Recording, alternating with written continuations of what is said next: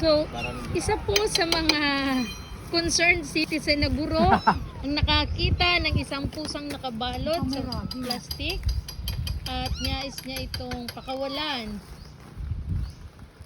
mula sa sakong kumukulong sa pusa. Ay, ang dami nila. Siya po ay nagulat at nagtaka dahil akala niya ay iisa lamang. Ngunit ito pala ay marami. Iniisip niya kung ano ang gagawin niya. Kinangangalay. Eh, ngalay ka na po. Pwede na po bitawan na yan. Yan, dahil na yan. Ay. Sige. Sige po, bitawan na po. Ngayon, ano kaya ang gagawing kasunod ng ating butihing guro? Ay, Sitang. tara, hawak ako na lang. Ay, Ay, sita sarap siya ang dun boy sa ka ano. na. Ay, pero. Ha? Yan, tayo-tayo na. Ayan, iabot na lang.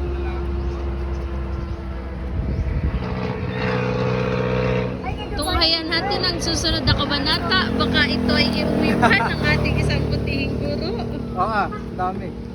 Ayan na, lumalabas na. Ang Diyos mo, pwede